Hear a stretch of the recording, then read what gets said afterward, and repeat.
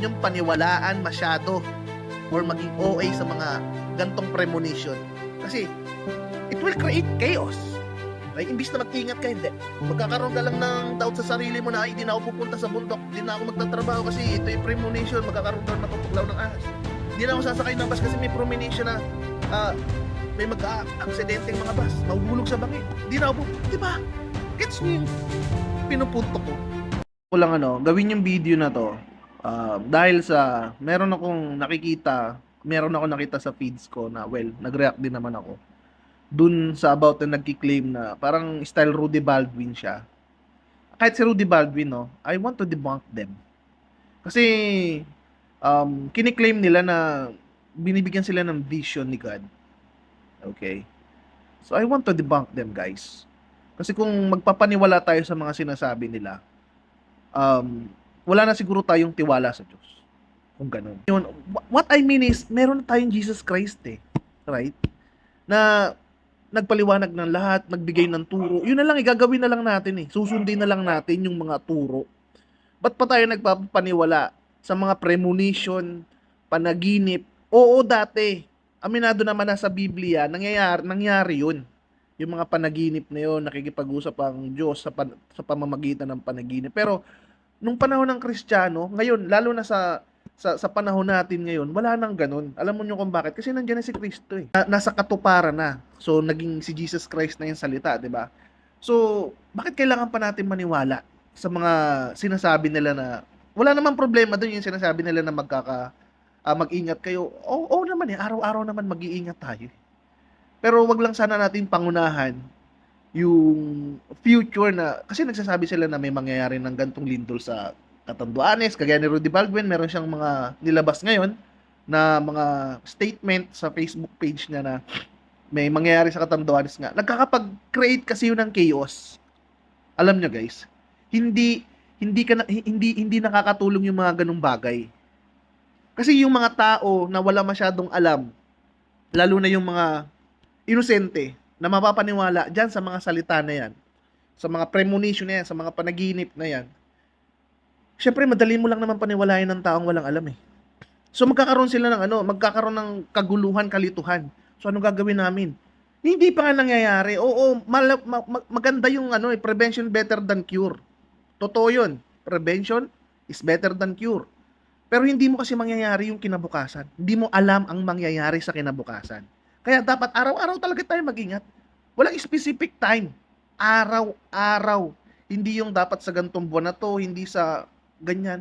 Tsaka huwag tayo maniwala sa mga sabi-sabi.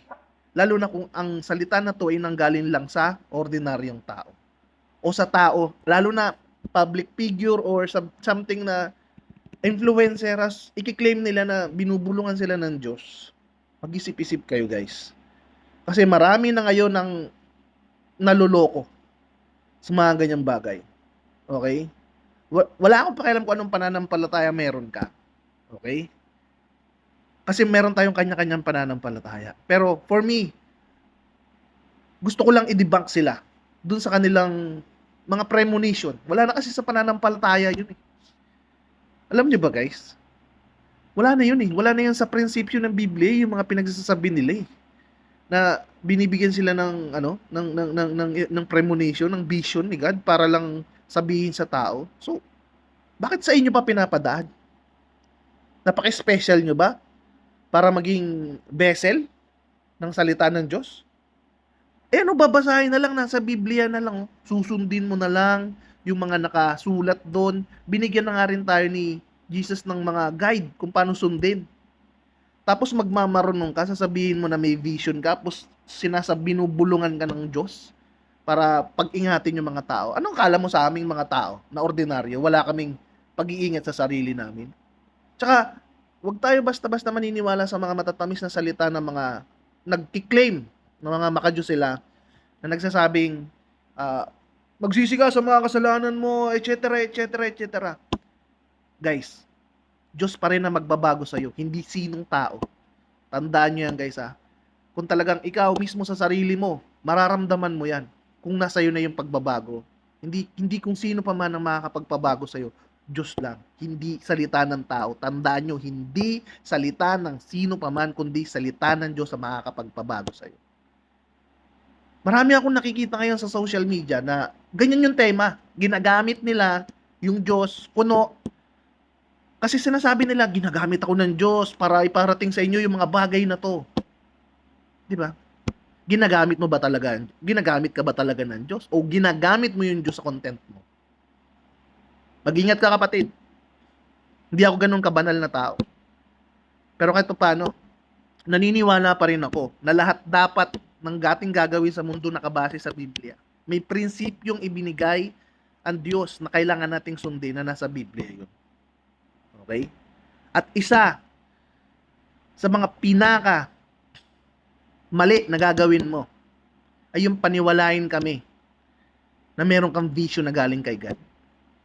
If you have that, then give us an evidence, a proof of evidence, or a Bible verse na pinapayagan ng Diyos, na ang tao maniwala sa panaginip.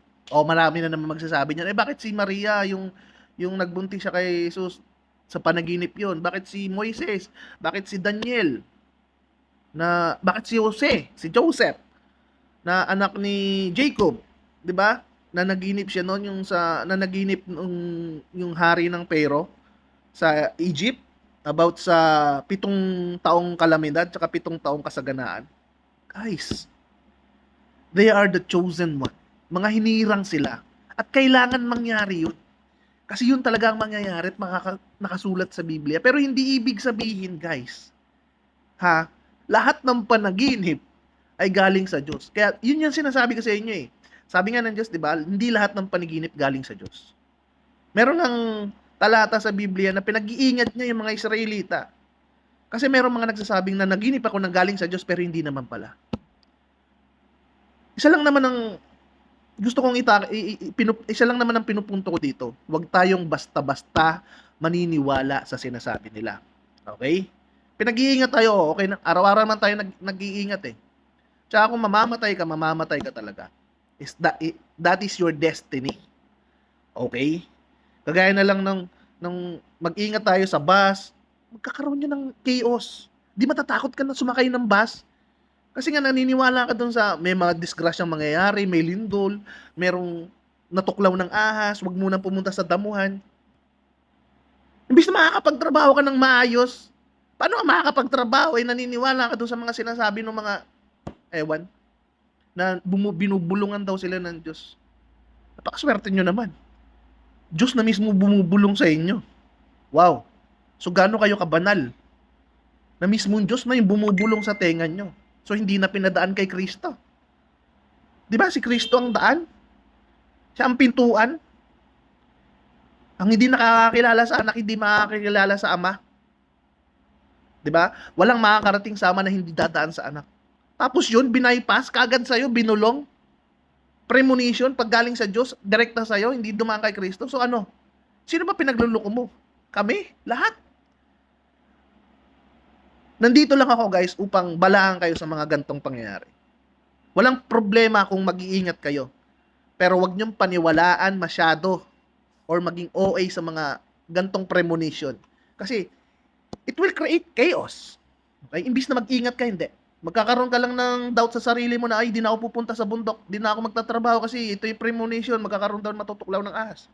Di na ako sasakay ng bus kasi may premonition na may mag-aksidenteng mga bus, mahuhulog sa bangin. Di na ako, di ba?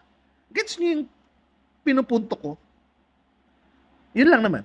Wala naman akong ibang gustong sabihin doon, pero mag-ingat tayo. Subukin natin lahat ng mga tao na nagsasabi kung tama ba o mali sila. Pero ang pinaka-the best dyan, umiwas tayo sa mga pinagsasabi nila. You know to yourself, na if you are submitting yourself into God, to Jesus Christ, you are doing their command, their principles, their laws. Kung susunod ka lang naman sa Kanya, ng buong puso mo, iingatan ka niya at ang buong pamilya mo. Di mo na kailangan pa mag-alala. Sumunod ka lang sa Kanya. Okay? Sundin mo lang yung mga ipinag-uutos niya. And that's enough. Okay guys, siguro nasabi ko na lahat ng nasabi ko and that's it. Soltero nga Rabas. Peace. Peace out.